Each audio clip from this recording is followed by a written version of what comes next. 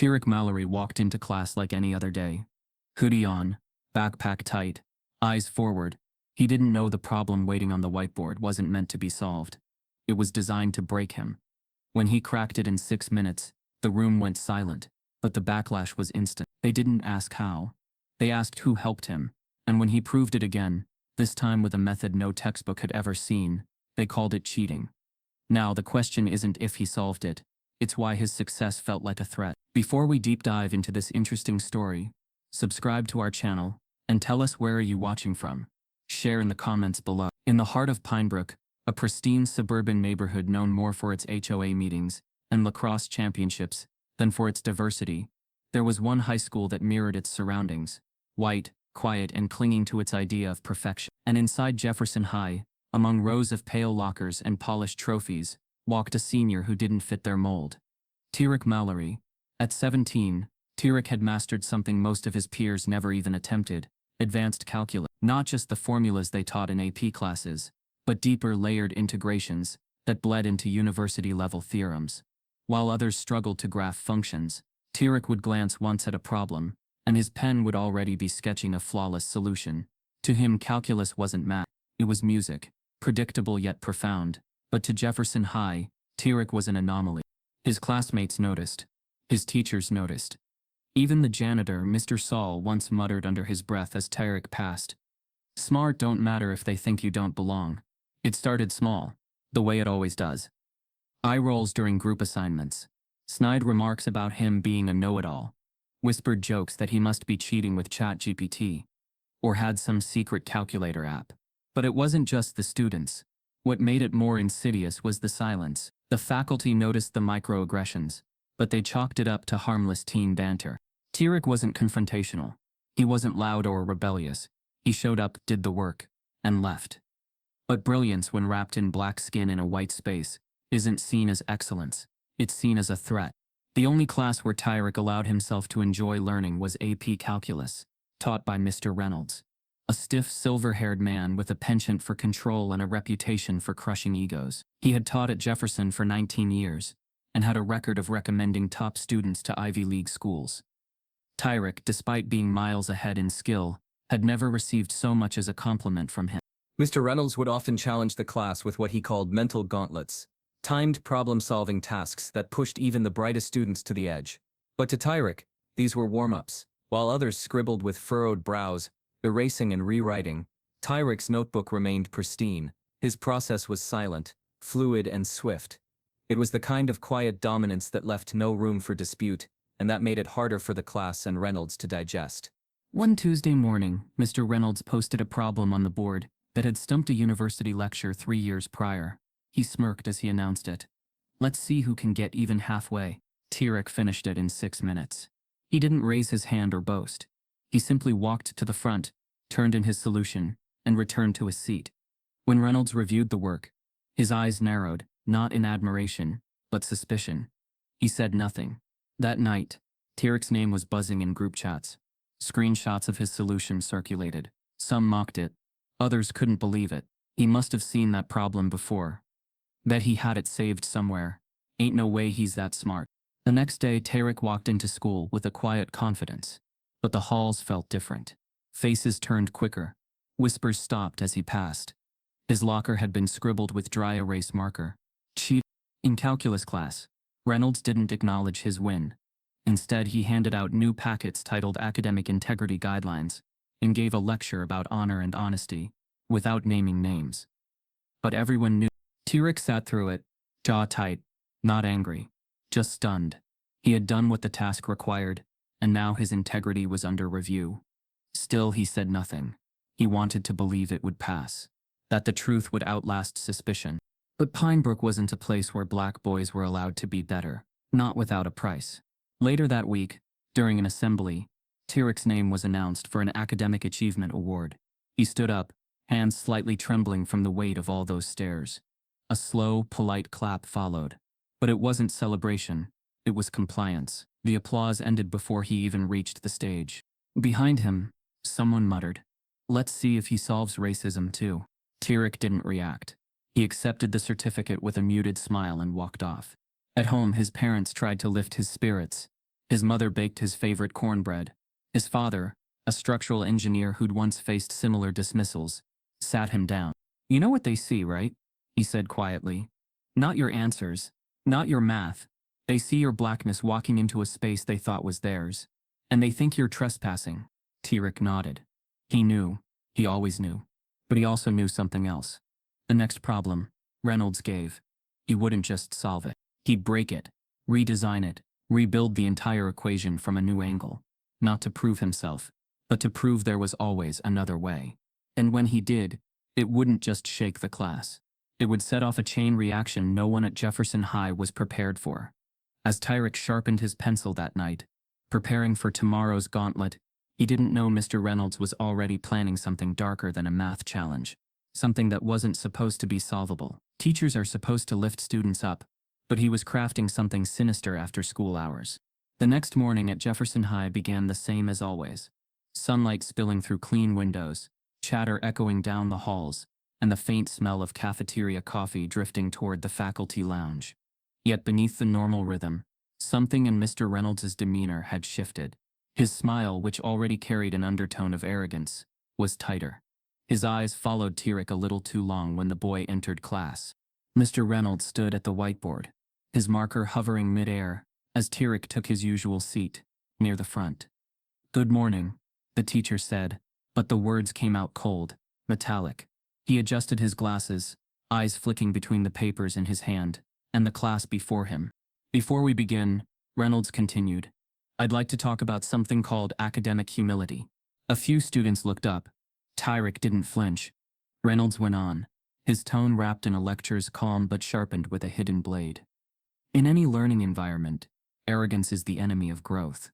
Some of you believe talent excuses you from process. It doesn't. True scholars follow rules, respect structure, and never assume they're above it." His gaze fell directly on Tyrik. The room felt smaller. Chairs squeaked. Pens stopped moving. No one needed him to say the name. Everyone already knew who the sermon was for.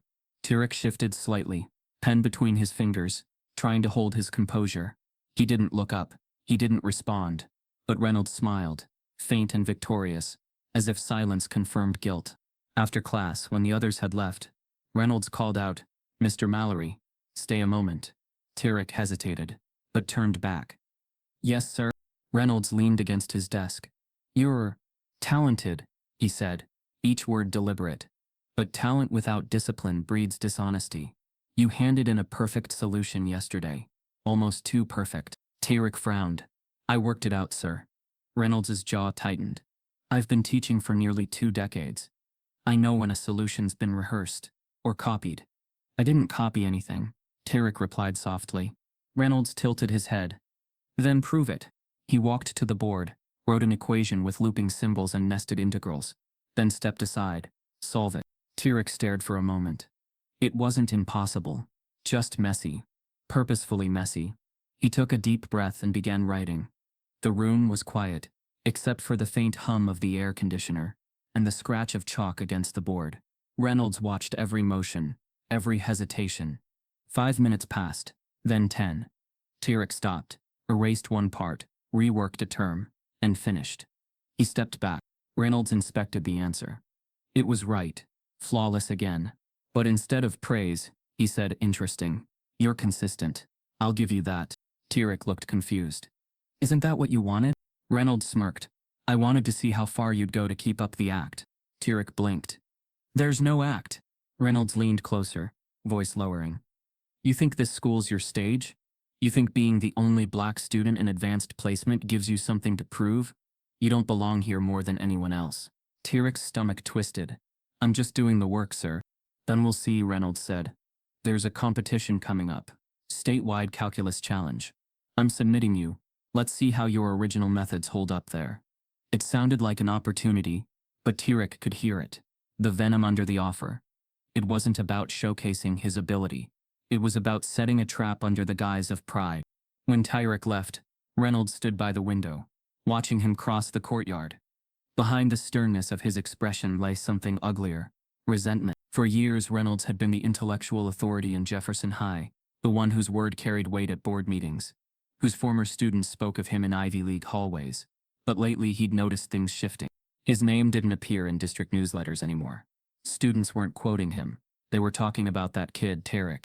Worse, parents had begun asking questions like, "Have you met that gifted student? He might be the next big name from Jefferson."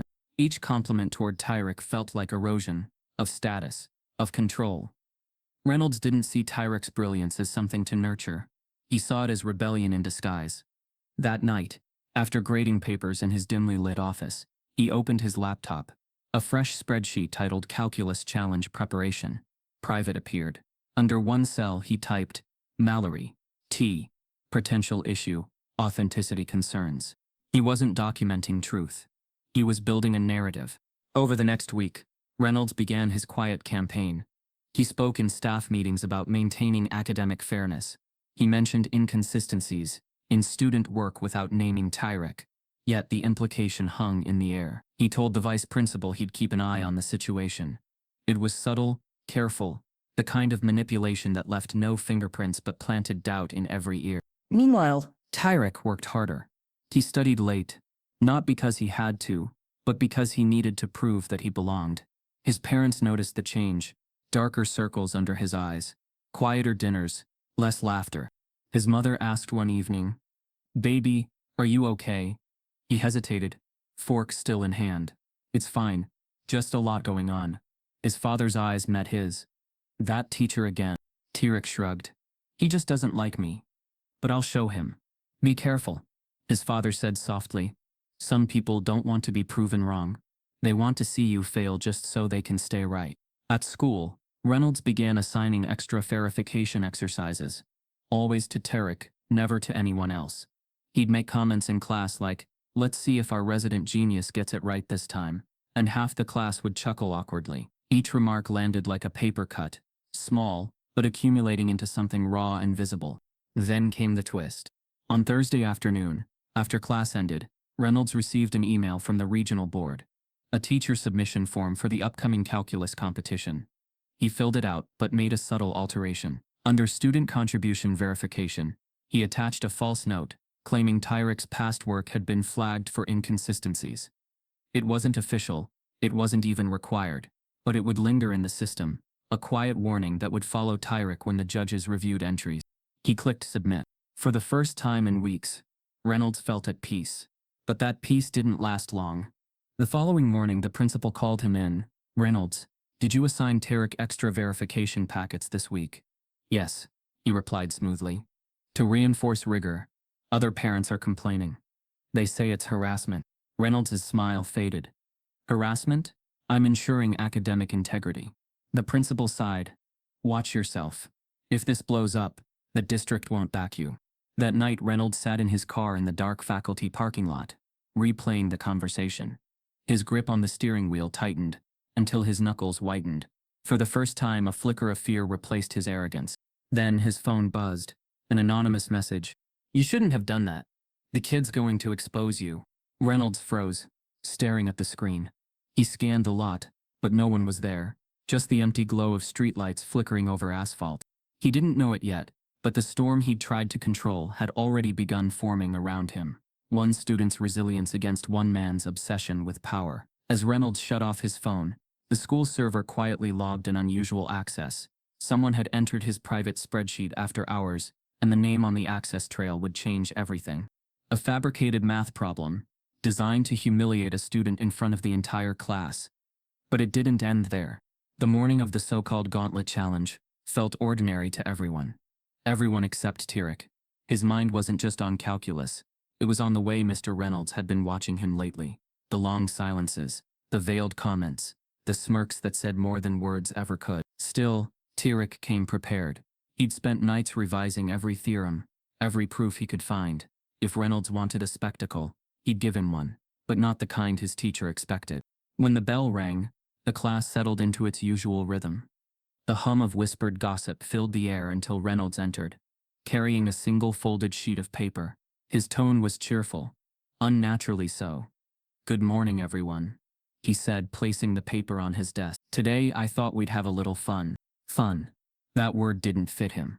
He paced in front of the board, eyes scanning the rows until they landed on Tyrik.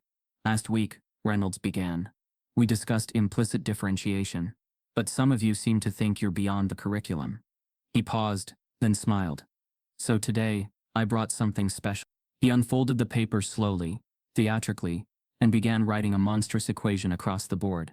It snaked across 3 lines, filled with tangled derivatives, limits nested within integrals, symbols half the class hadn't seen before.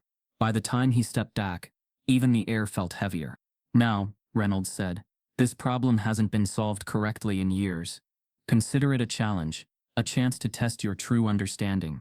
Whoever solves it gets automatic full credit for the rest of the term. The class murmured. Someone whispered, he's serious? Reynolds smirked.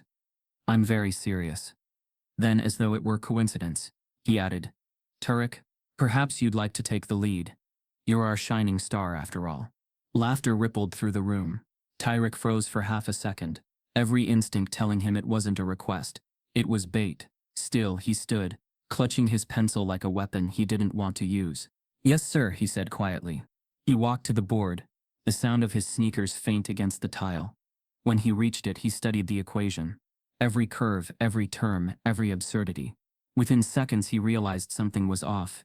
It wasn't just difficult, it was broken. Parts of it didn't align, variables mismatched, constraints missing, limits contradicting themselves. It wasn't an unsolved problem, it was an unsolvable one. Reynolds leaned back in his chair, watching. Take your time, he said. Tyrik began working, not to find an answer, but to find the flaw. His hand moved fast, calculations darting across the whiteboard. His classmates whispered behind him. Some were amused, others watched in silent discomfort, sensing the cruelty in the air. Minutes stretched. Sweat gathered on Tyrik's temple. He wasn't frustrated, he was focused, dissecting the pattern of sabotage hidden inside the problem. Then, halfway through, he stopped. The class went quiet. Sir, Tyrik said slowly, turning around. This problem, it can't be solved. Reynolds raised an eyebrow. Excuse me? It's internally inconsistent. The derivative here, he pointed to the line, depends on a variable that cancels out 2 steps later. The structure collapses. Reynolds folded his arms. So you're saying you can't solve it? I'm saying it's impossible to solve. Reynolds smiled tightly. Or maybe you just don't understand it. The laughter that followed was sharp, cutting. Tyrik felt every chuckle like a slap. I understand it fine, he replied, his voice firm but calm. It's not valid mathematics. Reynolds approached the board, tapping it with his marker. That's a bold statement, Mr. Mallory. Are you accusing me of making a mistake? No, sir, Tyrik said.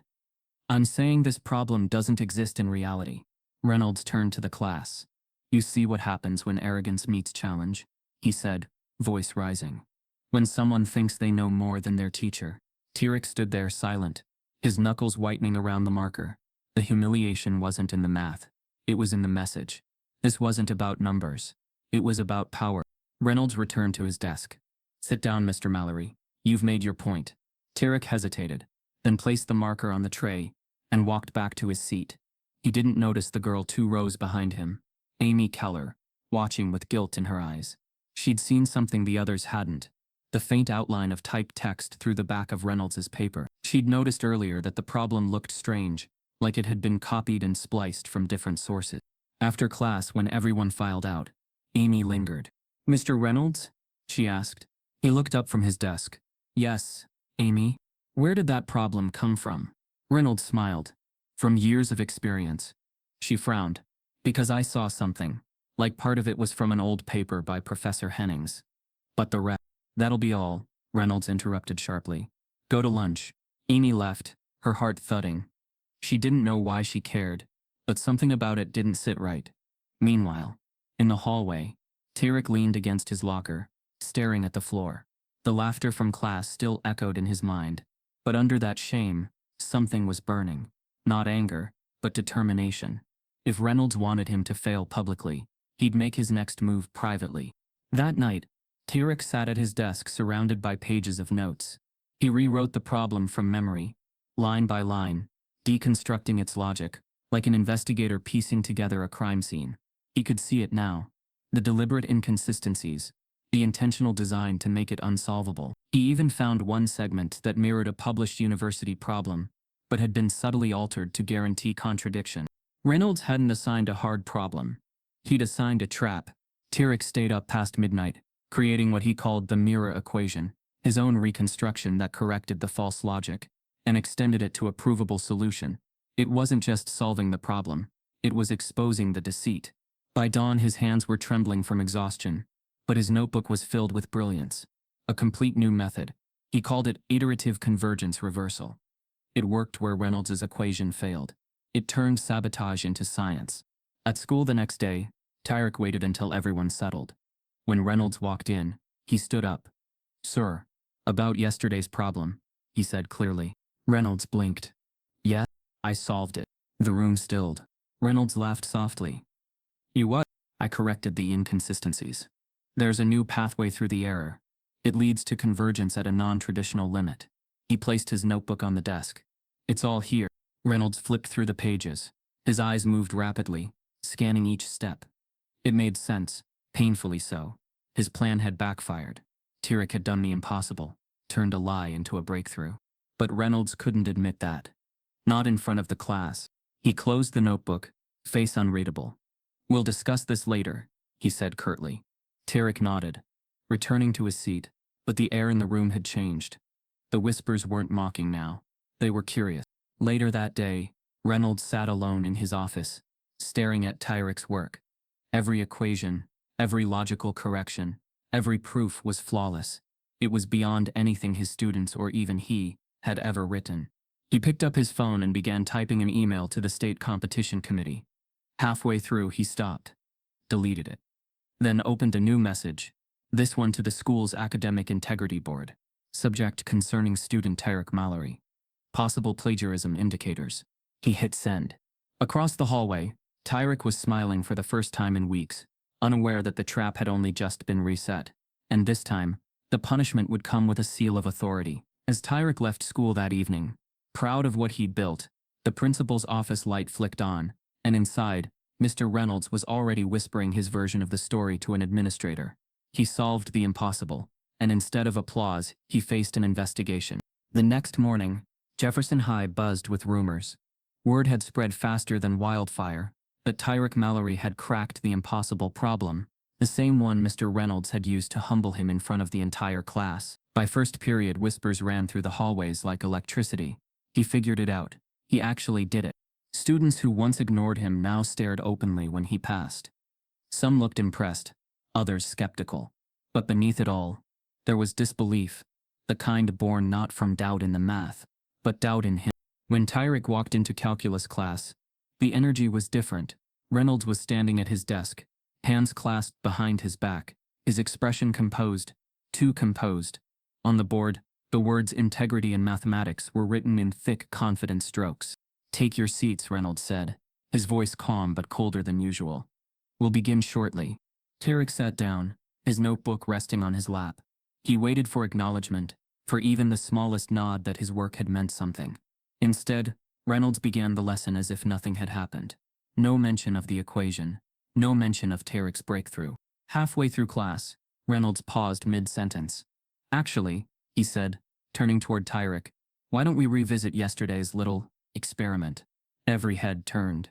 He picked up Tyrik's notebook from his desk, the same one he'd reviewed in private, and held it up. "This," he said, "is impressive. Extraordinary, even. But extraordinary results require extraordinary scrutiny." Tyrik felt a chill crawl down his back. "Sir?" Reynolds nodded slowly. "I sent your work to a few colleagues of mine last night. Professors, experts in the field, and they agree this level of precision is well beyond what's expected at your age." A murmur spread through the classroom. Tyrik's heart pounded. "Are you saying I didn't do it?" Reynolds gave a thin smile.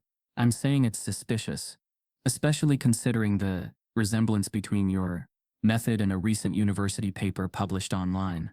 "That's not true," Tyrik said quickly. "I didn't copy anything. I made that myself." Reynolds placed the notebook on his desk, his tone measured but venomous. "Then you won't mind if I submit your work for an integrity review?" The class fell silent. No one moved. Even the clock seemed to hold its breath. Tyrik sat frozen. He could feel every eye on him, some filled with pity, others with silent satisfaction. His chest tightened, his throat burning with humiliation. "You can check anything you want," he finally said. I didn't cheat. Reynolds nodded as though he were doing Tyrik a favor.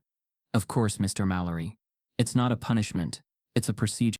But the way he said the word procedure made it sound like a verdict. That afternoon, Tyrik was called to the Academic Integrity Office. Miss Porter, the vice principal, greeted him with a sympathetic smile that didn't reach her eyes. Tyrik, have a seat. He sat, his hands gripping his backpack straps. We've received a report from Mr. Reynolds regarding your calculus submission, she began. He believes portions of it may have been taken from published research. Tyrik blinked. That's not true. I came up with it. She nodded slowly, her tone soft but detached. I understand you feel that way. But the problem is, the structure of your solution aligns with work from the Hennings Institute, particularly their recent paper on reversed convergence systems. Tyrik's breath caught. I don't even know what that is. Miss Porter leaned forward. Then how do you explain the similarity? I don't have to. Math is math. There's only one way to solve something logically once you see the pattern. She sighed, making a note. The board will need to review your work. Until then, we'll be suspending your participation in the upcoming competition. What? His voice broke slightly. That's not fair. It's protocol. He stared at her. At the kind, sterile smile that masked the machinery of a system built to doubt him. If I was someone else, he said quietly, would we be having this conversation? Miss Porter hesitated. This isn't about who you are, Tyrik.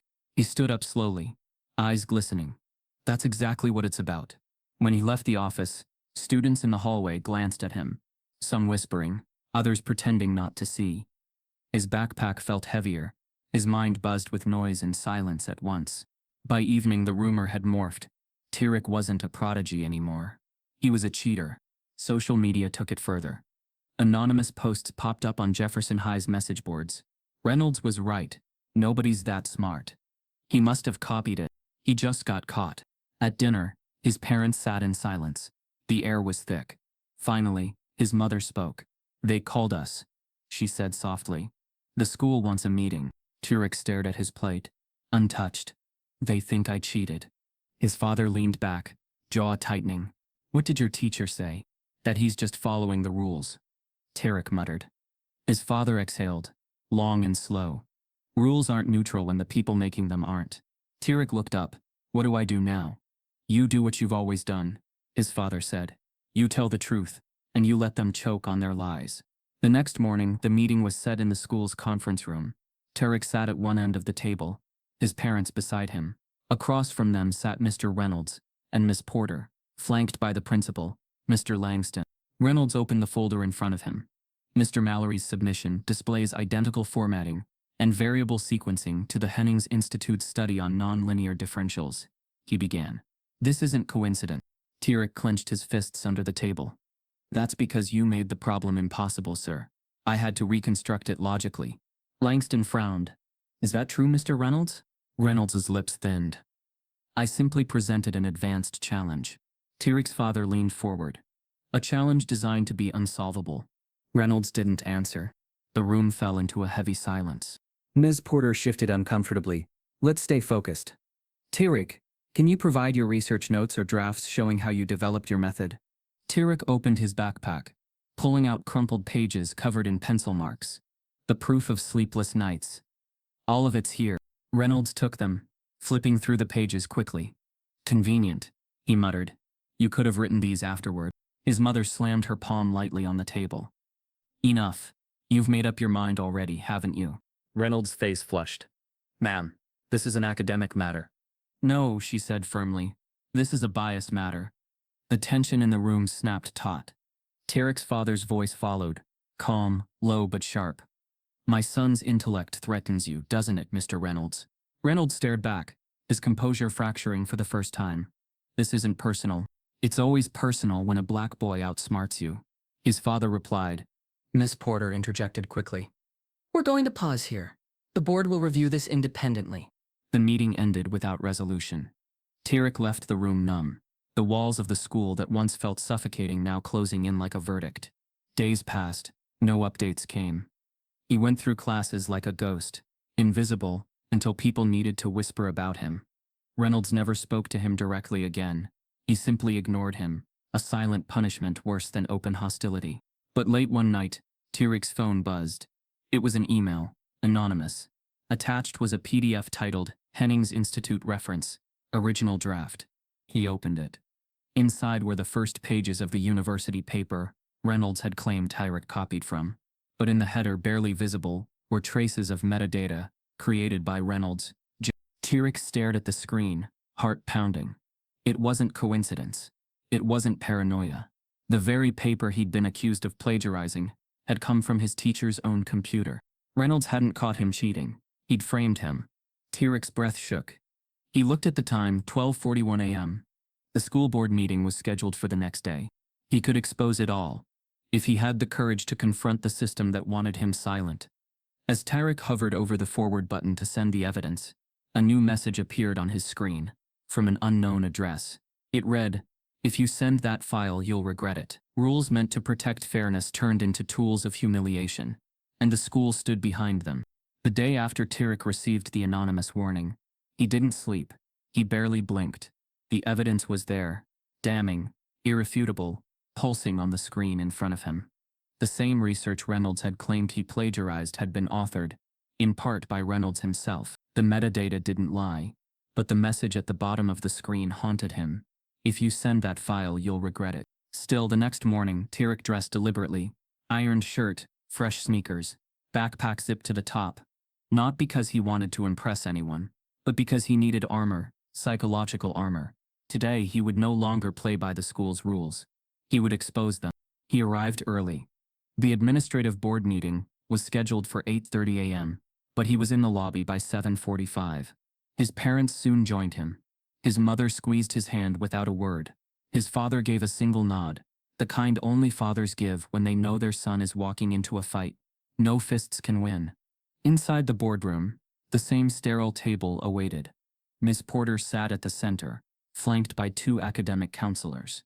Mr. Reynolds sat on the far left, arms crossed, expression unreadable. The room smelled of coffee and toner, ordinary, but stifling. "Let's begin," said Miss Porter. Her voice had a strange kind of warmth, the kind people use to mask discomfort. "Mr. Mallory, you requested to present new information." Tyrik stood, laptop in hand. "Yes." He connected to the projector. The screen flickered, then lit up with the document metadata. He spoke clearly, voice steady. "This is the file Mr. Reynolds said I plagiarized from. Except the original draft shows it was created on his computer." Murmurs rose instantly. Miss Porter leaned forward. "You're saying he fabricated the claim?" Tyrik nodded. "He built an unsolvable problem, then accused me of cheating when I fixed it. This file proves he knew exactly where the problem's logic came from, because he contributed to it." All eyes turned to Reynolds. He didn't flinch. "That's absurd. I cited that paper because I reviewed it for academic purposes. I may have downloaded a draft. That doesn't prove misconduct." "But you didn't disclose that during your accusation," Tyrik's father interrupted. "You claimed it was external work." Tyrik lifted.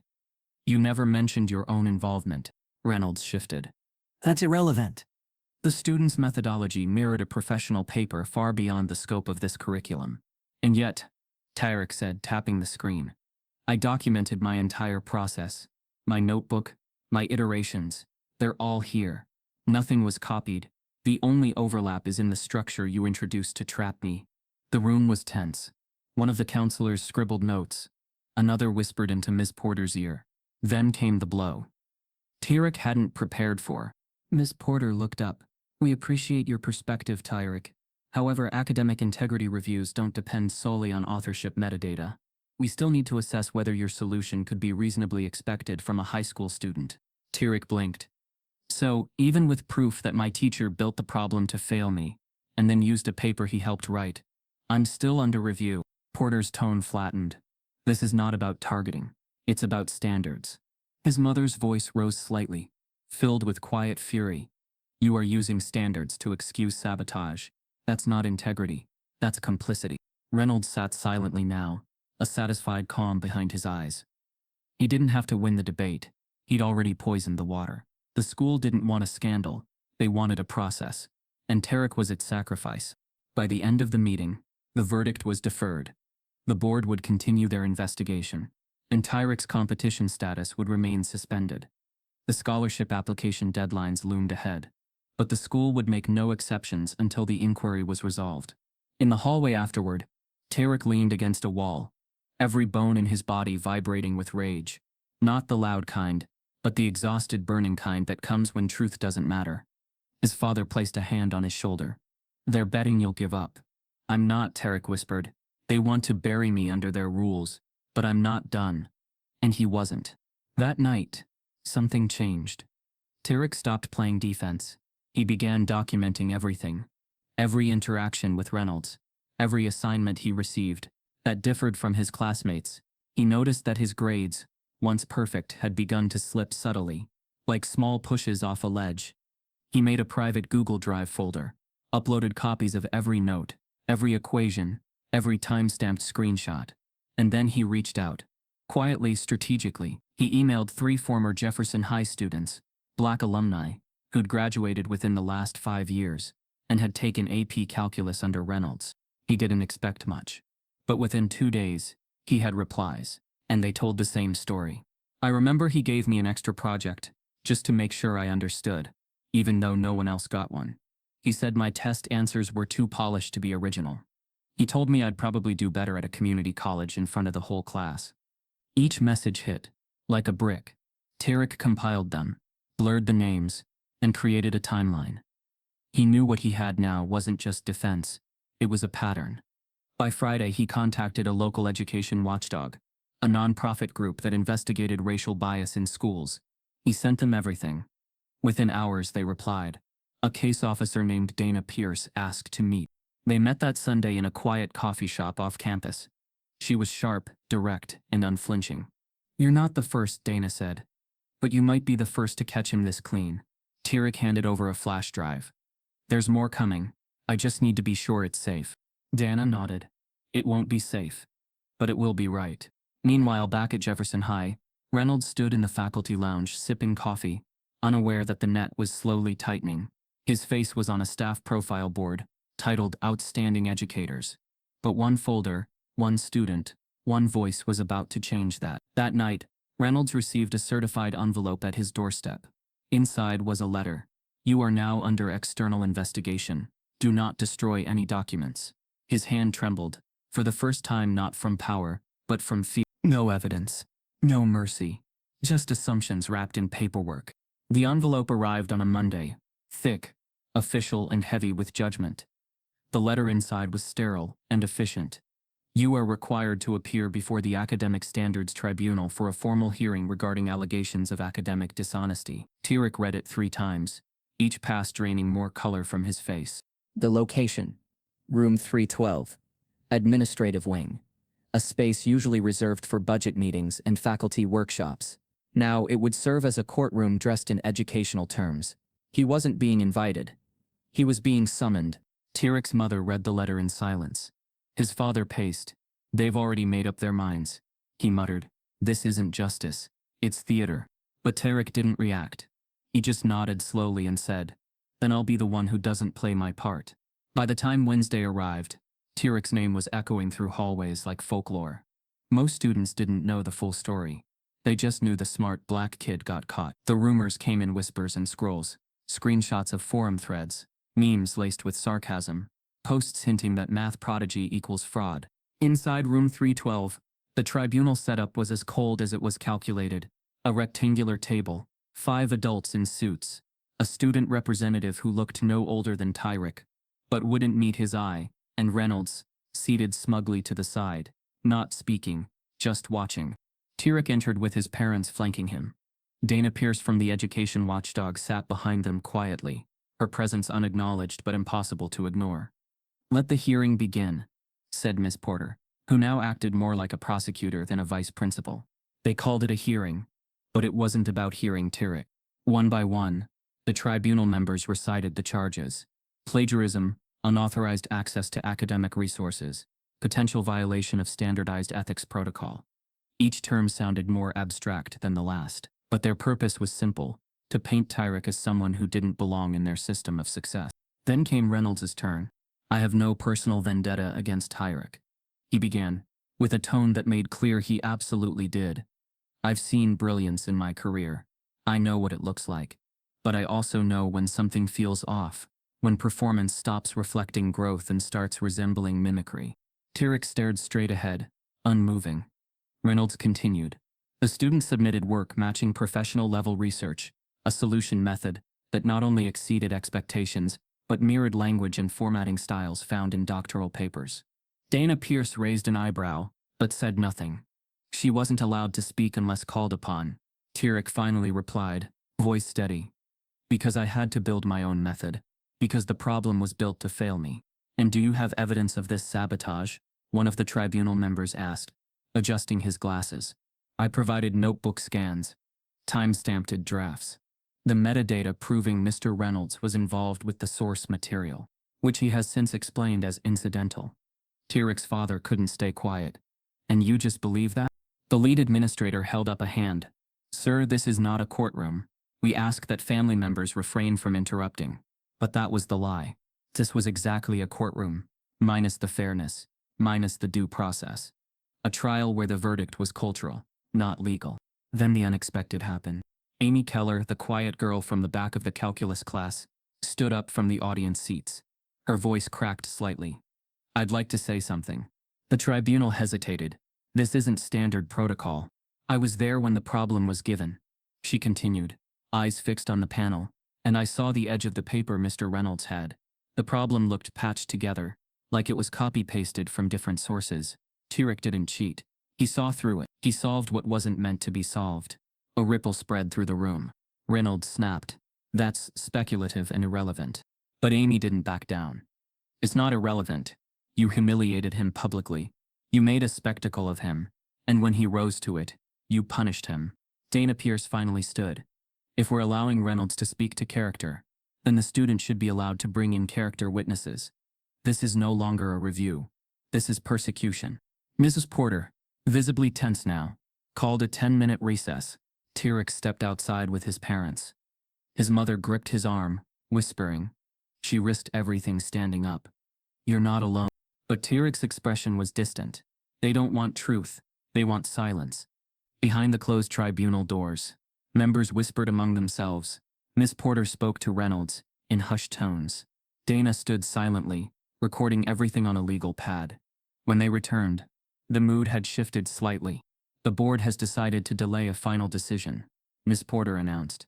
We will conduct a second review with external faculty specialists before issuing a ruling. Until then, the academic dishonesty flag will remain in the system. Tyrik's stomach sank. Delayed wasn't vindicated. It was a slow denial. Dana leaned in. They're stalling. They're hoping it'll fade away. But something else happened as they left the building. Outside the administrative wing, 3 students, all from different grades, all black, waited by the sidewalk. One of them handed Tyrik a folder. My brother graduated 3 years ago. Same class, same teacher. They said he cheated too. Inside the folder were screenshots, emails, and grade reports. The pattern was undeniable now. It wasn't isolated. It was institutional. As Tyrik flipped through the documents, a shadow stepped out from the parking lot. A man in a Jefferson High jacket with a folder of his own, saying, I think it's time someone told you what happened in. Tyrik's dad used to believe in the system, until it betrayed his only son. It happened with terrifying swiftness. 48 hours after the tribunal, an email arrived in the Mallory household inbox. The subject line read simply Jefferson High School disciplinary action. Final decision. Tyrik was seated at the kitchen table, his laptop open, when his father opened it first. His father didn't react immediately. He just read, then read it again. His eyes stayed still, but his breathing deepened. Tyrik's mother leaned in, trying to make sense of the silence. What is it? He handed her the phone. She covered her mouth. Tyrik leaned forward, heart pounding. The email said, after review of presented materials and consideration of academic standards, the board has determined that Tyrik Mallory will be expelled effective immediately due to sustained academic integrity violations. This decision is final. No explanation. No meeting. No evidence. Tyrik sat in frozen disbelief. Expelled? He whispered. But they said they'd bring in external reviewers. His mother was already on the phone, dialing the school, straight to voicemail. His father didn't yell. He didn't throw anything. He just stood up, walked out the back door, and disappeared into the garage. Tyrik stayed at the table, His world cracked in quiet pieces. The same school that had praised him, handed him awards, posed him in photos for district newsletters, had now decided he was no longer welcome. Without proof, without recourse, by evening word had spread. His student ID was deactivated, his school email locked, his name removed from the online student directory. Classmates texted him screenshots of group chats. Guess the genius couldn't outsmart the system. Hope his scholarship wasn't non-refundable. He didn't answer. He couldn't. His chest ached. In the garage, his father was sitting on an old stool, staring at the wall. He was a man who had spent his life believing in logic, in structure, a structural engineer.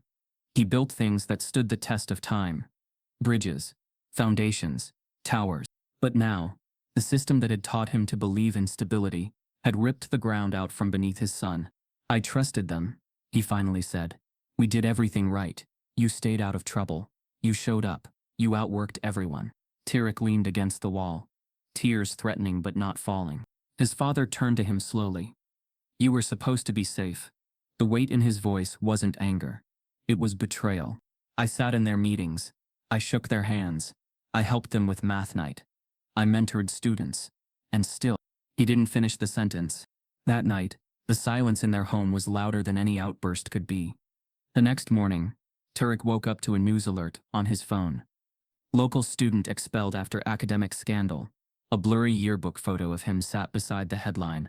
No quotes, no sources, just narrative. Later another story appeared. This one anonymous. Teacher's past student backs claim of cheating pattern. And then another. Sources say student had access to restricted math papers. No one called him for comment. No one verified anything. But the worst moment came when a scholarship committee, one that had already offered him a full ride to study applied mathematics, emailed him.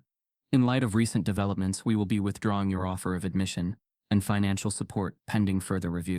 He stared at the screen, jaw clenched. He had done nothing wrong. But the damage didn't care. Later that day, Tyrik's father showed up at the Jefferson High front office, not as a father but as a man who had helped design half the buildings in the district. He didn't raise his voice. He didn't make threats. He simply asked to see the documentation justifying his son's expulsion. The receptionist stammered. Sir, I don't think. He leaned in. I'm not asking you to think. I'm asking you to print. 10 minutes later, Miss Porter appeared, flanked by 2 assistant principals. Mr. Mallory, she said. We understand this is difficult, but the matter is closed. He handed her a letter, one Dana had helped draft the night before. It demanded a full release of all documentation, records of communication, and internal memos under the state's Freedom of Information Act. Miss Porter blinked. You're filing a formal request? No, he said. I'm filing a legal one. As he turned to leave, a teacher down the hall, one Tyrik had once helped during tutoring hour, caught his eye and looked away. Back in the car, he gripped the steering wheel, his knuckles bone white. His wife sat beside him. What are we going to do now? He exhaled. We're going to build, not from their plans, from ours. As they pulled into the driveway, Tyrik checked his email one last time and found a message from a national education journalist. Subject line: Saw your story, let's talk. Every college acceptance revoked. Every scholarship erased. But Tyrik was about to flip the script. Tyrik used to keep his college letters in a neat stack by his bedroom window. Stanford, MIT, Carnegie Mellon. He'd once joked to his mother that he could build a house with them.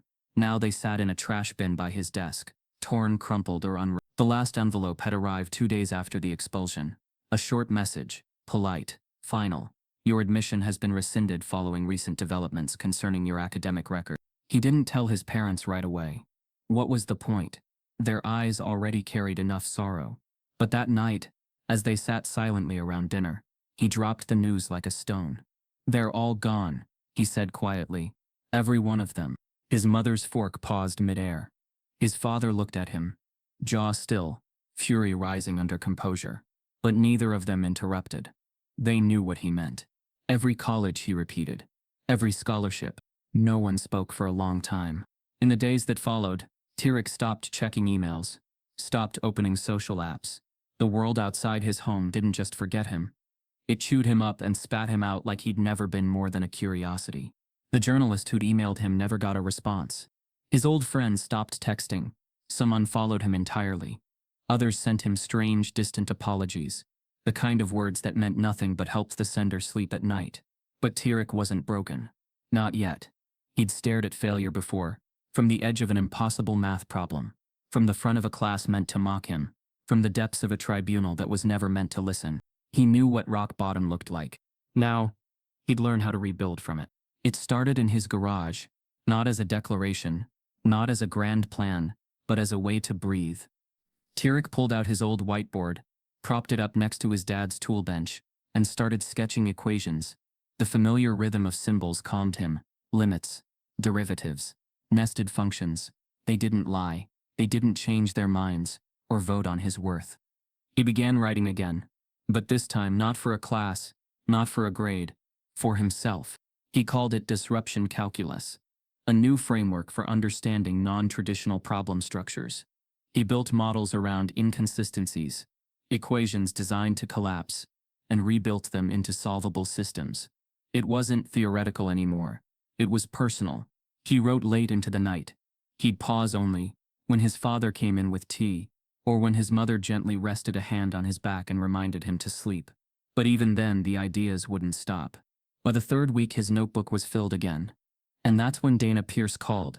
"Tyrik," she said, "I know you're not thinking about college right now, but I need you to meet someone." She set up a Zoom call with Dr. Evelyn Barker, a professor of applied mathematics at Howard University. "Dana sent me your notes," she said, smiling at Tyrik through the screen. "I haven't seen thinking like this from a first-year grad student, let alone a high schooler." Tyrik blinked. "You read it?" "Twice," she replied. "And I have questions. Good ones." That conversation lasted 2 hours. By the end of it, Dr. Barker had connected him with 3 other professors, one of whom had worked on experimental AI models using advanced problem-solving logic. Within a week, Tyrik had an informal panel reviewing his method. And within 2, one of them said, "This needs to be published." He didn't understand at first. "Published where?" "In a peer-reviewed journal," they replied. "Academic. Legitimate. We can sponsor you through our institution as an independent contributor. But I'm not even enrolled anywhere." "You don't need to be," Dr. Barker said. "You just need to be undeniable." That night, Tyrik stared at his bedroom ceiling for a long time. He hadn't thought about redemption. He'd been too busy surviving.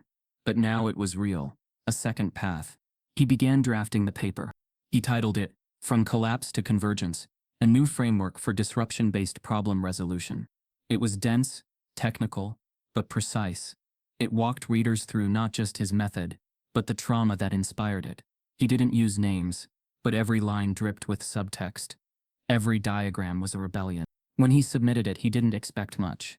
But the reply came 3 weeks later, accepted for publication pending revision.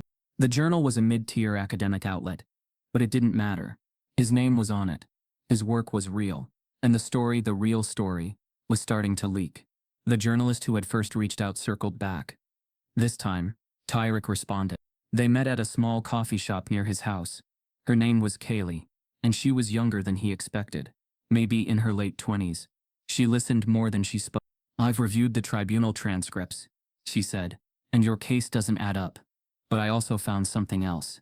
She pulled out her phone, showed him an email, dated 6 years ago. It was from another parent at Jefferson High. Their son, also black, had been accused of cheating in AP chemistry. The teacher? A close colleague of Reynolds. The accusation? Nearly identical. "They pushed him out too," she said, quietly. "He never fought back." Tyrik leaned forward. "Can we tell that story?" Kaylee smiled.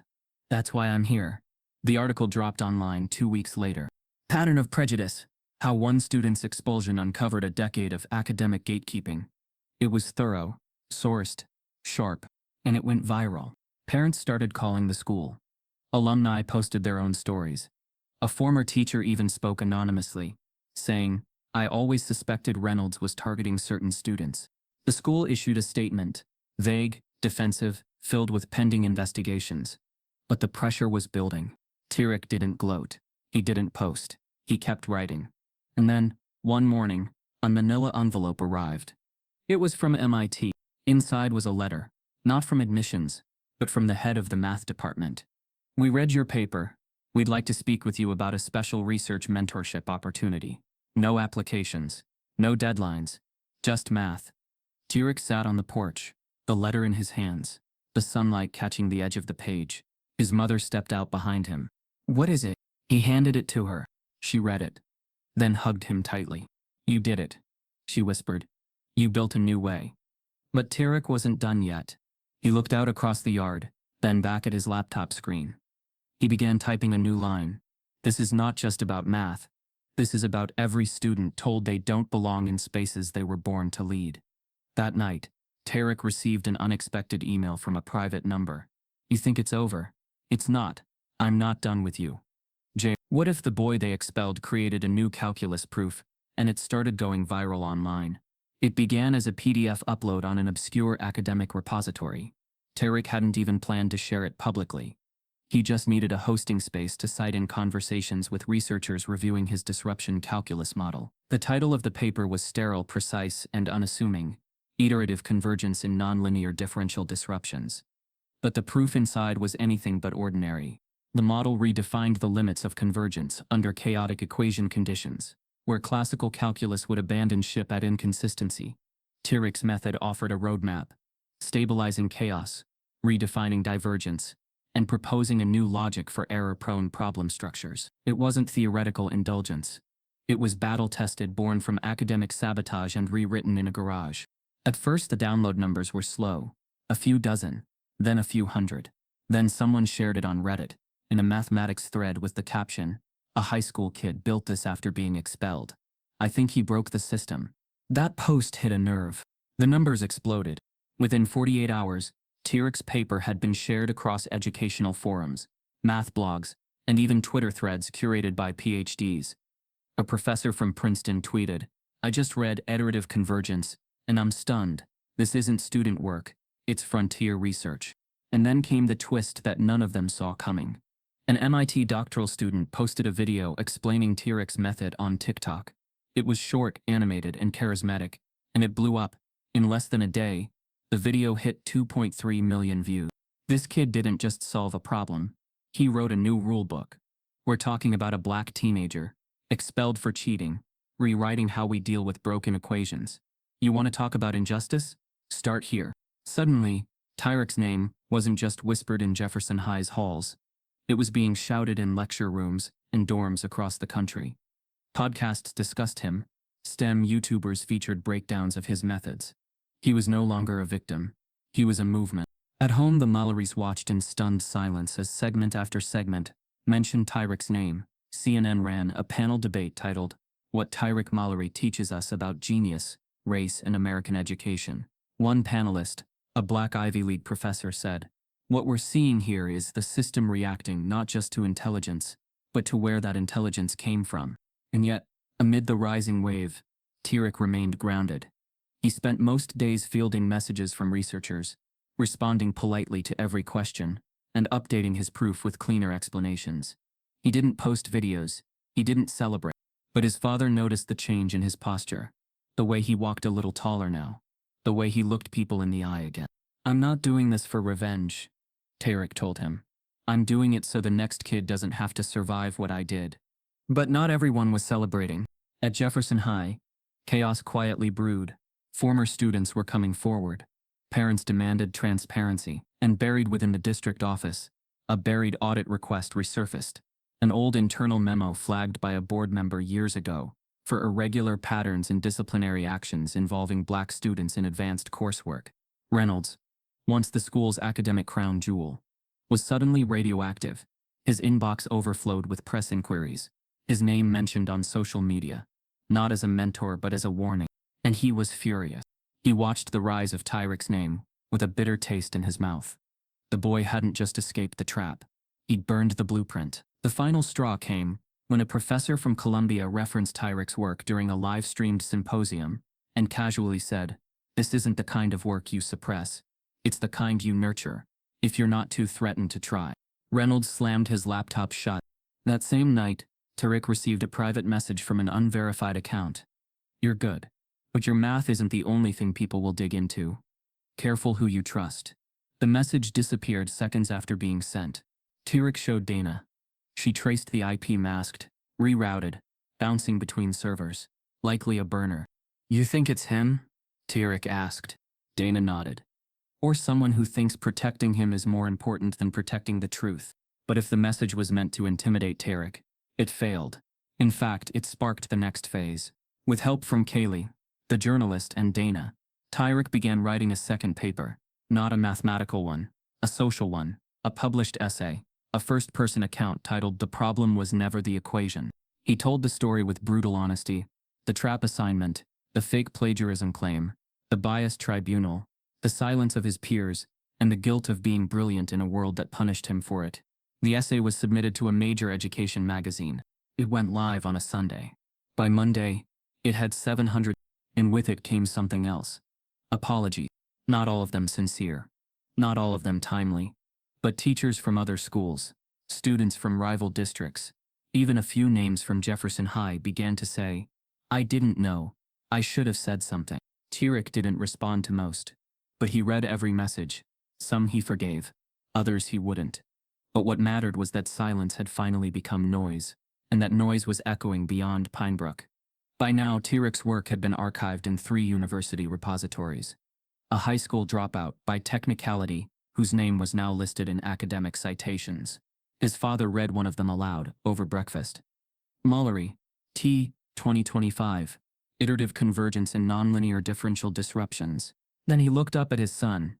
"That's going to live longer than any suspension record." Tyrik smiled faintly. "It's just math." "No," his father said. "It's proof that they couldn't erase you." But as Tyrik opened his inbox later that day, an email from a top university sat unread. Subject line: "We'd like to offer full reinstatement, if you're willing to return." A TikTok clip from 3 months ago resurfaced. It had sound. And it wasn't in the teacher's favor. The essay had barely cooled before the storm hit. Tyrik's story had already simmered online, gaining traction in educational and academic circles, but it hadn't yet spilled into the chaotic theater of public outrage, the kind that catches like fire when video enters the equation. And then it did. The clip came from a former student's TikTok account. At the time, it had gone mostly unnoticed. A 6-second video from the back of a calculus classroom, shaky and low-lit.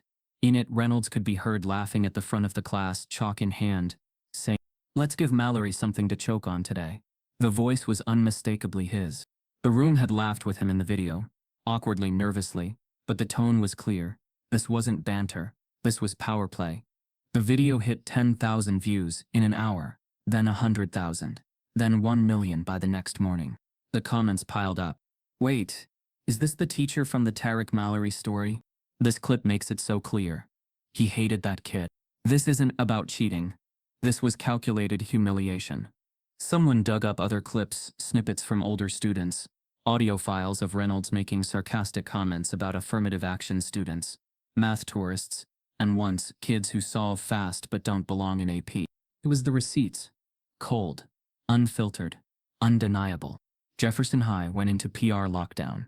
The district issued a blanket statement: "We are actively investigating all concerns and will take appropriate action." But by then, the narrative was out of their control. Tyrik woke up to a phone vibrating off his desk. Hundreds of notifications. Kaylee, the journalist, had texted, "Check Twitter. Everything just changed." He tapped open the video and watched, not with shock, but with something closer to relief. The world finally had ears. His father sat beside him at the breakfast table. "You still want to stay quiet?" Tyrik thought for a moment, then shook his head. "No, not anymore." By that afternoon, justice for Tyrik was trending in 3 states. National media reached out. CNN, MSNBC, even NPR. A documentary filmmaker wanted rights to his story. Educational influencers began calling him the most important student in America. But Reynolds, still clinging to his last shreds of authority, denied everything. In an interview with the local news, he said, "That video is taken out of context. My job is to challenge students, and sometimes that involves pushing them past their comfort zone." The clip was played back in full beside his quote. The juxtaposition made him look like a liar, which he was. Another teacher from Jefferson, anonymously, confirmed that Reynolds had often referred to Tyrik as arrogant, too eager to be a martyr, and once said, "He's not as brilliant as he thinks. He just knows how to perform." Then came the emails. A group of alumni launched a campaign to obtain Reynolds' correspondence under public record laws. They found 3 damning messages. One sent during the tribunal process, in which Reynolds wrote, "This one could cost me if we're not careful. Let's keep it procedural." Dana Pierce released a statement calling for a federal civil rights investigation. A lawyer from the ACLU contacted Tyrik's family. And Jefferson High? They suspended Reynolds. With pay. Pending review. The community protested outside the school gates. Not just students, but parents, educators, alumni. Some carried signs, "Brilliance is arrogance. We believe Tyrik, and Reynolds must resign." Yet amid all the noise, Tyrik remained calm, measured, focused. He gave one interview, to Kaylee, the journalist who had stood by him from the start.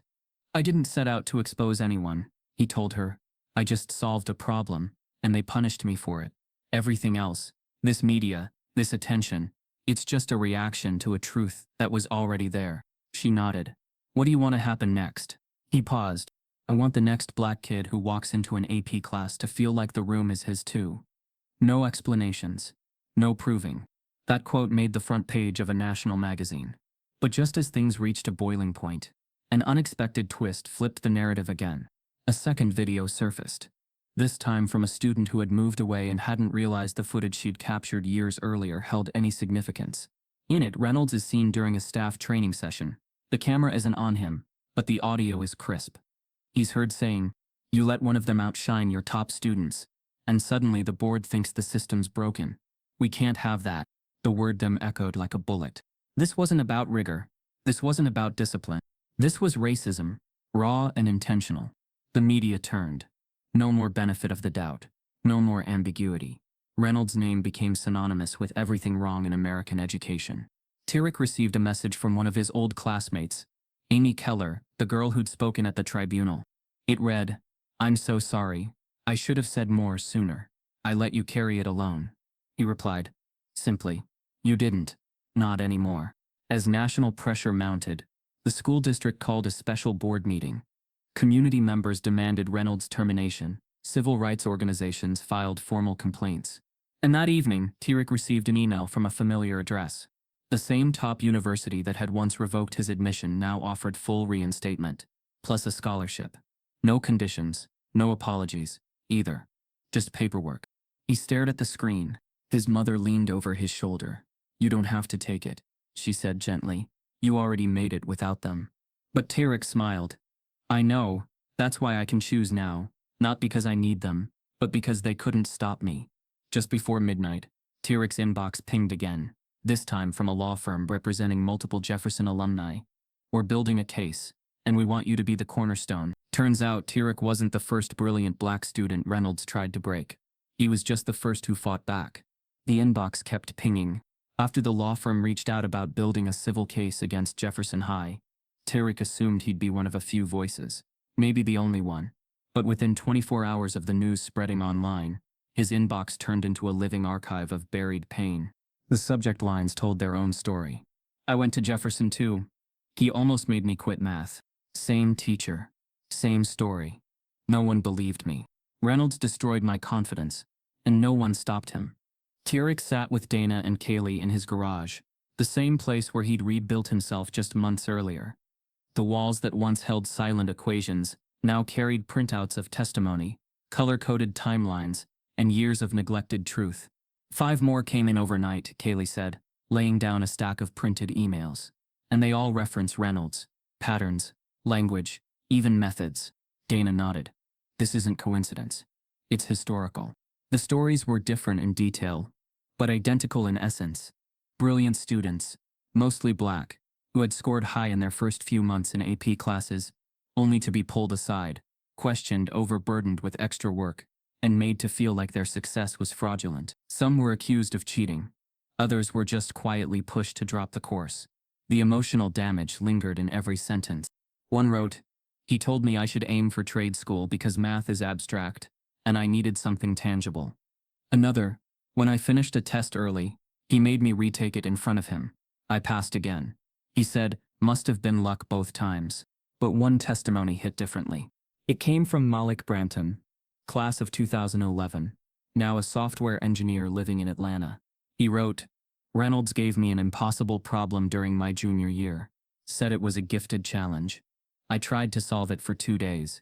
When I finally turned in my attempt, he told me, "You're not the kind of student who solves this." That broke me. I stopped applying to engineering schools after that. Malik included a scanned version of the problem, and when Tyrik read it, his stomach turned. It was nearly identical to the trap problem he'd been given. Only the variables had changed. "This isn't negligence," Dana said. "This is a pattern of academic profiling. Years long." Tyrik sat back, his fingers running through his hair. "So, I wasn't the first. I was just the first who made it loud enough." Kaylee looked up from her notes. "That's power. And it's going to scare the district." By the end of the week, 17 alumni had come forward. Some sent written testimonies. Others offered to speak at press conferences. And a few bold and tired of silence began sharing their stories online, using the hashtag John He Did It To Us Too. The hashtag took off. It wasn't just about Reynolds anymore. It became a rallying cry for every black student who had been misjudged, minimized, or manipulated in academic spaces. Parents began asking questions. How many other schools have a Reynolds? How many dreams got rerouted because of one man's quiet bias? And then the twist Tyrik never expected. An email arrived from an address he didn't recognize. The name attached Dr. Leland Morse, a former district supervisor who had retired years earlier. The message read, "Mr. Mallory, I oversaw Reynolds' first teacher evaluations when he joined Jefferson. There were red flags. I tried to report concerns about his treatment of minority students. I was told to focus on performance metrics instead. I regret staying quiet. If this moves forward legally, I will testify." Tyrik read the message 3 times. Dr. Morse wasn't just a witness, he was institutional proof that the system had known and buried the truth. They called the law firm that afternoon. Dana, with her legal sharpness, laid it out cleanly. "This is no longer about individual misconduct. We have the beginnings of a systemic case, spanning over a decade." The legal team got to work. Depositions, documentation, data audits. They requested access to Reynolds' student records. What they found confirmed everything. From 2009 to 2024, Reynolds had filed 15 academic integrity reports, 11 of them targeting Black or Latino students. That was out of 19 total students of color who'd taken his AP calculus class in that time. The data was damning.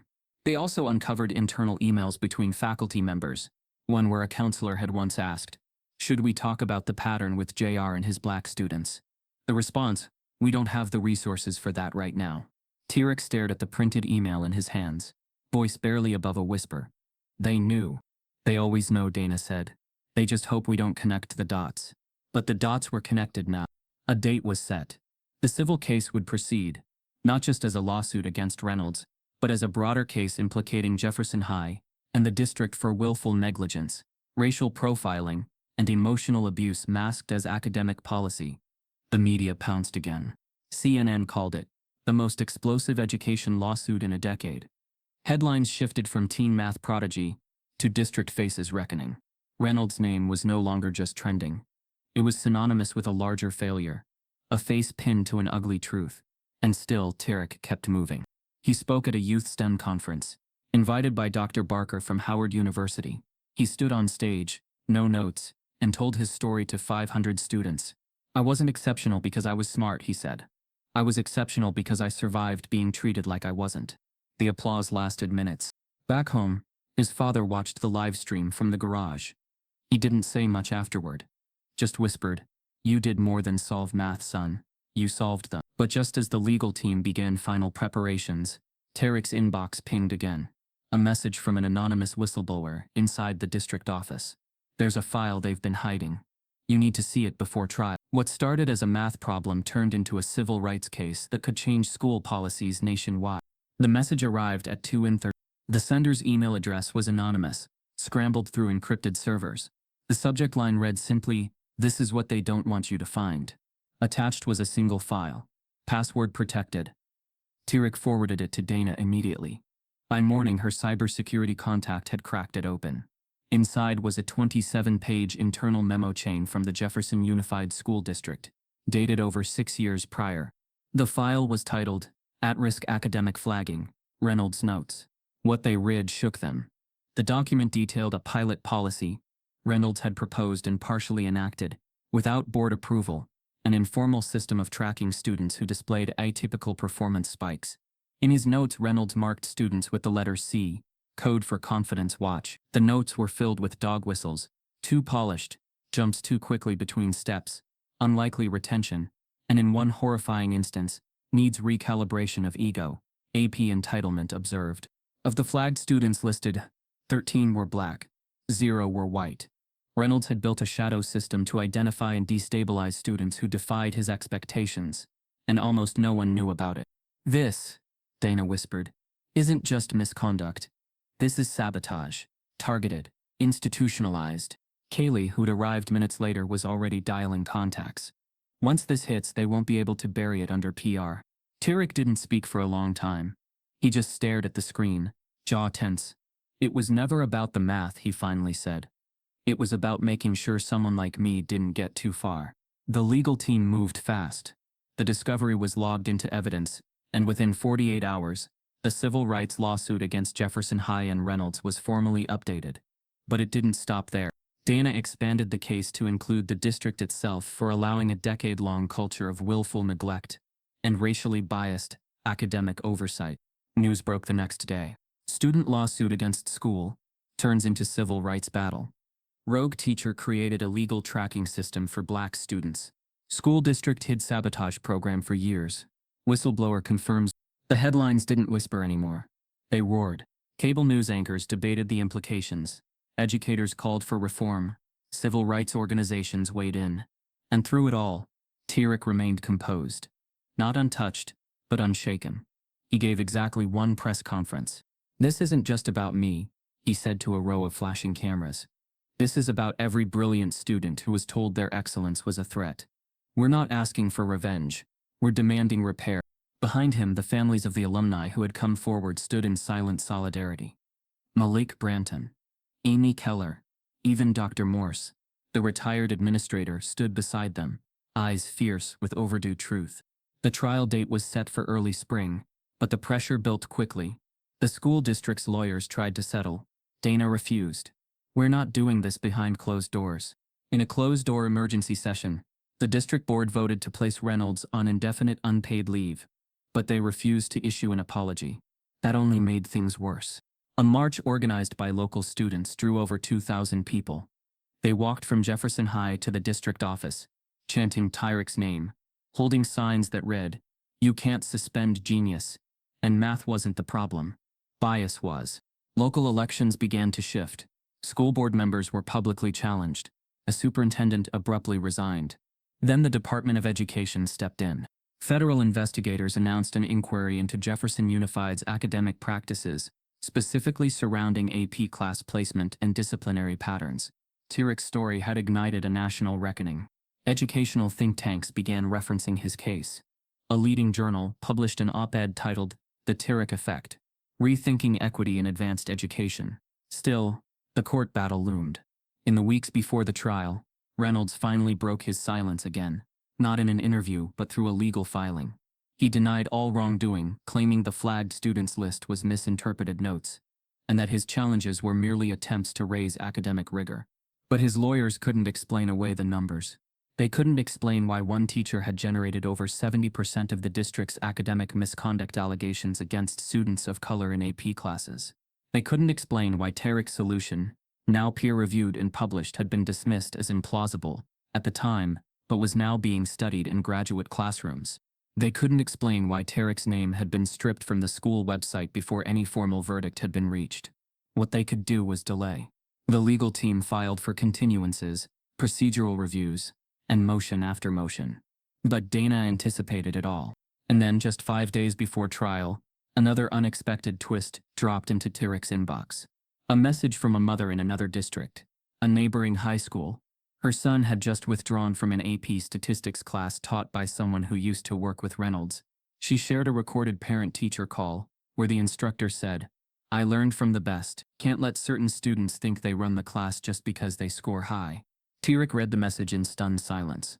"It's bigger than Reynolds," he said. "It's a culture." Dana nodded. "Which is why this trial isn't just about a settlement. It's about a signal." On opening day, the courtroom was packed.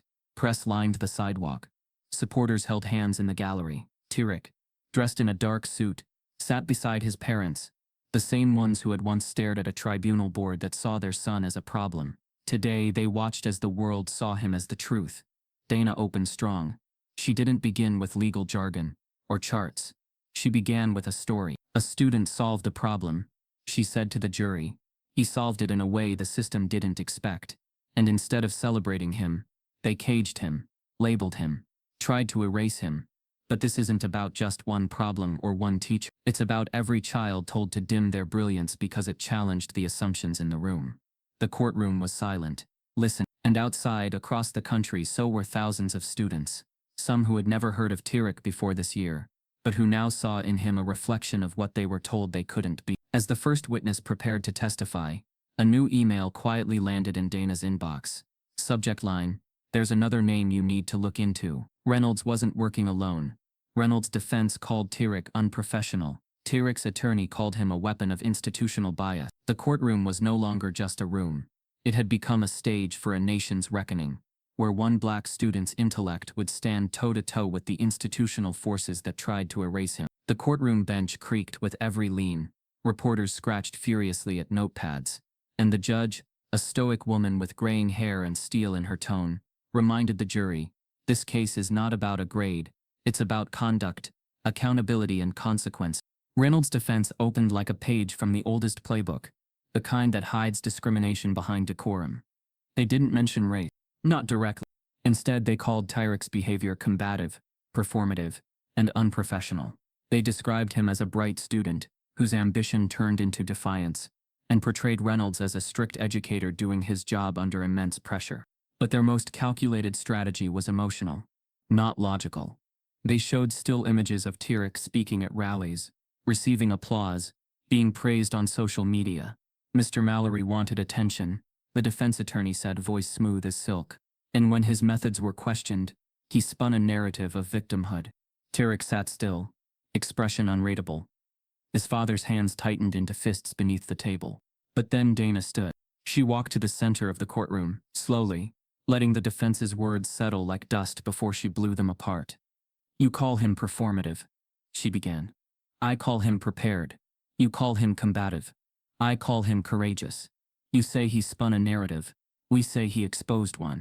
She held up Tyrik's original problem, the one that started it all. This problem wasn't an exercise. It was entrapment, designed to humiliate, engineered to discredit. And when Tyrik solved it, not by luck, but by brilliance, they tried to discredit him.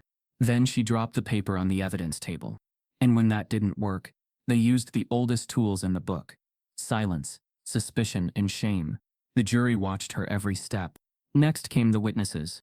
Malik Branton took the stand. Calm, composed, devastating. He did it to me too, he said, recounting how Reynolds derailed his college ambitions. I didn't speak back then. I thought it was just me. But when I read Tyrik's story, I realized it was never just me. It was systematic. The courtroom held its breath. Then came Amy Keller. She recounted how she saw the outline of the fabricated calculus problem and how Reynolds routinely mocked Tyrik's questions, cutting him off in class. He wasn't just hard on him, he was different with him. Colder, meaner. Each testimony was another crack in Reynolds' polished facade. But it was the email thread that destroyed any remaining doubt.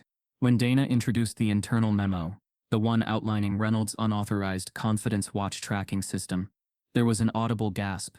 The coded labels, the disproportionate targeting, the specific note, Mallory, monitor for signs of entitlement. Capable but requires boundary correction. The judge raised an eyebrow. Mr. Reynolds, did you write this? Reynolds, under oath, tried to spin. They were private reflections, never meant to impact grades. Dana didn't blink.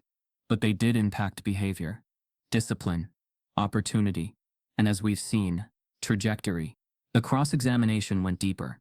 Did you ever flag a white student as overconfident in your tracker? No. Did you ever assign an unsolvable problem to a white student in front of the class? No.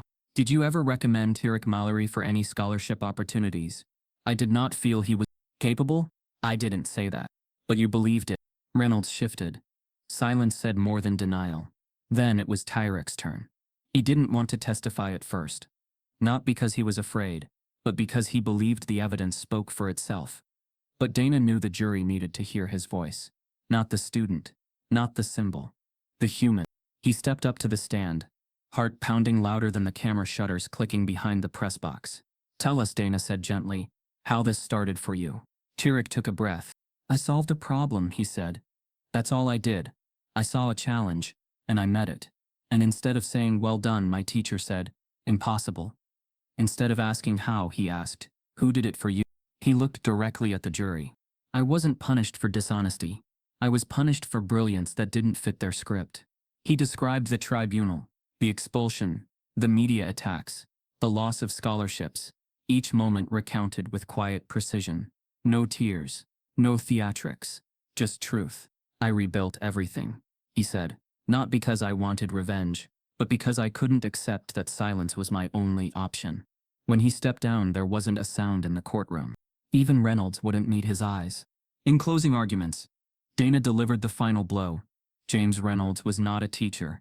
He was a gatekeeper. And Tyrik was not an anomaly. He was a casualty. But now you have a chance to send a message that brilliance deserves better than suspicion, and that bias, no matter how polished, is still bias. The jury deliberated for 7 hours. When they returned, the verdict was unanimous. Guilty of academic misconduct, racial discrimination, and intentional emotional harm. The court awarded Tyrik damages, but the real win was the mandated reform package. Jefferson High would be audited, AP admission practices overhauled, and an independent watchdog appointed to oversee disciplinary fairness across the district. Reynolds was permanently barred from teaching in any public institution. Outside the courthouse, Tyrik stood in the shadow of microphones again. But this time, his voice didn't tremble. This wasn't about winning a lawsuit. This was about making sure the door doesn't close on the next kid who walks into class knowing he's different and brilliant. As the crowd dispersed, a producer from a major streaming platform pulled Dana aside, whispering, "We want to turn this into a series. But here's the twist. We think Reynolds wasn't the only teacher running a system like this. He won in court. But what about his trust? His pin? His future?" The headlines were triumphant. "Student genius defeats system that tried to silence him." "Court rules in favor of Tyrik Mallory in landmark discrimination case." News anchors praised the decision, calling it a milestone for educational justice. Social media flooded with congratulations. Strangers hailed him as an icon. Universities that once turned their backs now lined up with fresh offers. But inside Tyrik's home, the air was quieter than anyone expected. The lawsuit was over. The courtroom doors had closed. Reynolds' career was finished. Jefferson High's AP program was under full audit, and Tyrik, his name had been restored. But restoration isn't the same as healing. The morning after the verdict, Tyrik stood in front of his mirror, tie loose around his neck, eyes fixed on his own reflection. The boy who once sat silently in the front row of a calculus class was gone. In his place stood someone sharper, older, heavier, not with age, but with truth. His mother knocked gently. "You okay, baby?" He nodded. "Yeah, I think so." But even he wasn't sure what okay meant anymore. He stepped outside to find his driveway lined with reporters again. Only this time, they weren't there to ask if he was guilty. They wanted quotes, sound bites, inspiration. He gave them 5 words. "I'm grateful, but I'm tired." And that was the truth. Because for every apology now flooding his inbox, there were memories that wouldn't be erased. The smirks from classmates. The slow, silent betrayal from teachers. The humiliation of being told brilliance was only believable when it wasn't black. Reynolds had been exposed. Yes. But how many more were still teaching in rooms like Jefferson's? How many Tyriks were out there? Brilliant, doubted, and slowly broken. At night, he still heard the tribunal's silence. Still felt the sting of reading that email that stripped him of every scholarship he'd earned. Still remembered sitting at the dinner table, watching his father stare into space, trying to make sense of a world that would punish his son for being too excellent. The scars weren't visible, but they were deep. One afternoon, he visited his old high school, unannounced. The campus was different. Quiet. Most teachers avoided eye contact. The principal had resigned. Students whispered his name with reverence, not mockery. But as Tyrik walked down the hallway toward room 217, Reynolds' old classroom, he paused. The door was closed. The nameplate was gone. But the memory lingered. He turned and walked away without stepping inside. Later that evening, At home, Dana called. "You've got invitations to speak at 3 universities," she said. "And a publisher wants to offer you a book deal. They want your story, Tyrik, raw, unfiltered." He exhaled. "I don't know if I want to relive it again." "You already did," she replied. "And you survived. That's why it matters." Kaylee chimed in, now more like family than a journalist. "Besides, it's not about telling your story, it's about rewriting theirs." He considered it, then asked something he hadn't said before. What if I don't want to be the face of a movement? What if I just want to be a student again?" His mother, overhearing from the kitchen, answered before anyone else could. "Then be one. You earned that peace. Don't let them take that from you too." And so he made a decision. Quiet but powerful. He chose Howard University.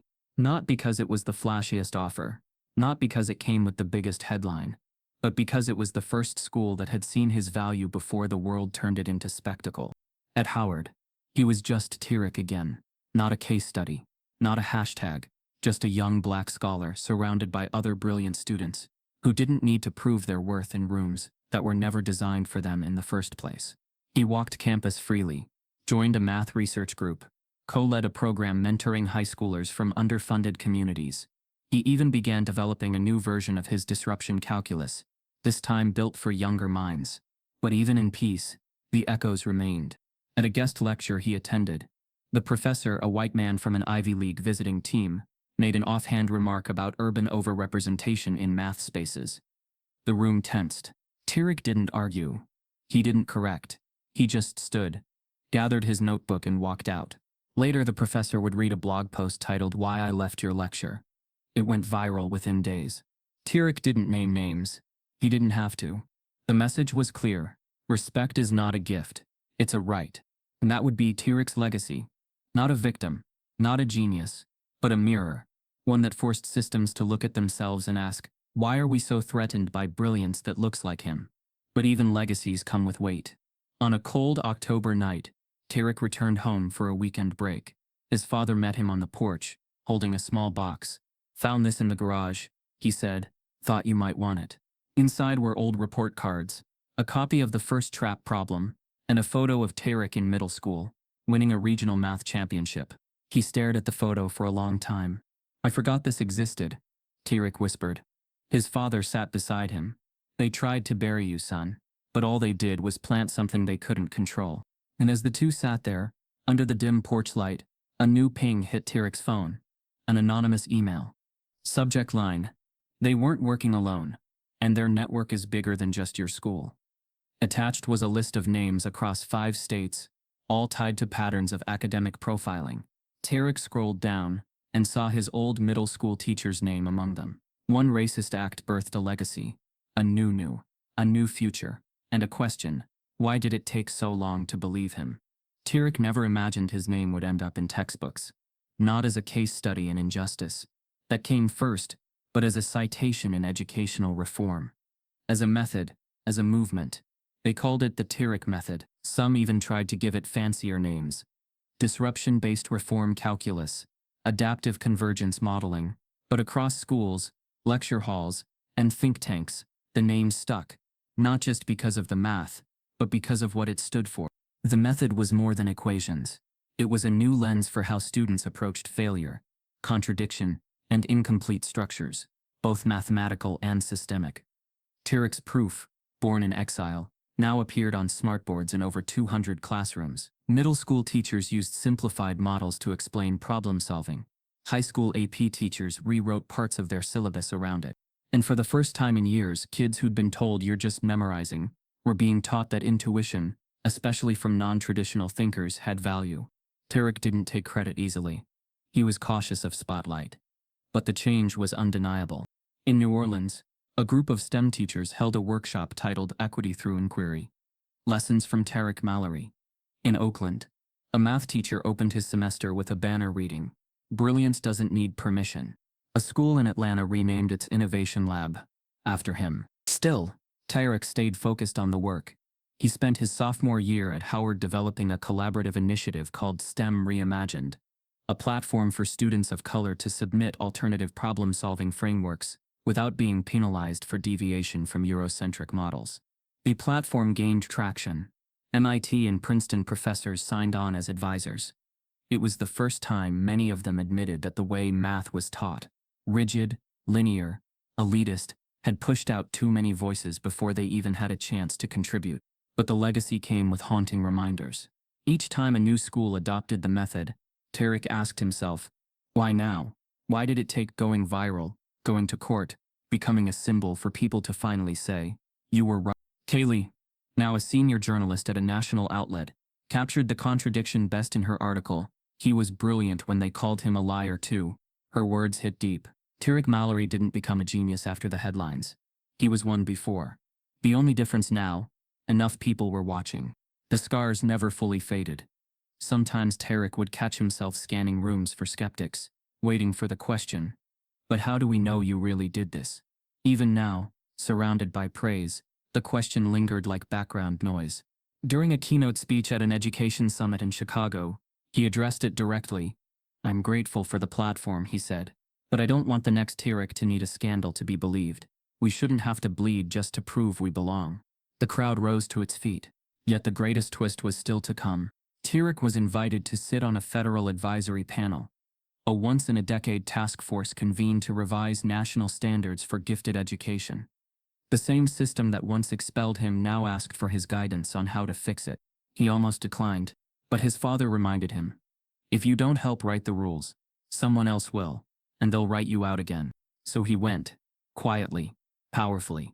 He recommended sweeping changes, blind review submissions, teacher accountability metrics, racial bias training for AP gatekeepers, and protections for students accused of academic misconduct without evidence. Every proposal passed the preliminary vote. Back at Howard, Tyrik kept his dorm modest.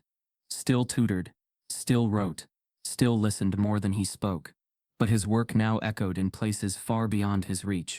One evening, while mentoring a group of high school students via Zoom, a girl from Detroit raised her hand and asked, Mr. Mallory, how did you know you were smart enough when they told you you weren't? He paused. I didn't, he said. I just knew I couldn't be quiet about it anymore. She smiled. Me too. Later that night, he sat on the campus lawn, alone under the stars, his old notebook in hand, the one filled with scratched equations and half-erased pain. Pages torn, ink faded, but still standing. Just like him. A soft ping hit his phone. A message from the Department of Education. Subject final ratification. The Tyrik Protocol. He opened it. Attached was the finalized federal guideline mandating that no student in America could be accused of academic misconduct in advanced coursework without independent review, representation, and documented proof. It bore his name. For once he let the moment sit. No analysis. No equations. Just breath. Across the country, in rooms he'd never enter, students scribbled new ideas with courage they didn't have a year ago. Teachers caught themselves before assuming brilliance was suspicious. Principals reevaluated what excellence looked like, and parents, especially black parents, held their children a little closer, whispering, you don't have to shrink for them. The ripple had become a tide. Tyrik Mallory, once a target, had become a trailblazer. But not because he set out to be, because they tried to silence him, and failed. In his inbox a new message appeared, this time from an international address. We've been following your work from Johannesburg. Our students face the same barriers. Would you be willing to come teach here, even just for a season? If you've ever been told to sit down when you were ready to rise, if you've seen brilliance doubted just because it didn't look the way they expected, then you already know this isn't just Tyrik's story. It's all of ours. Type yes if you believe every student deserves to be seen. Subscribe if this broke your heart and opened your eyes.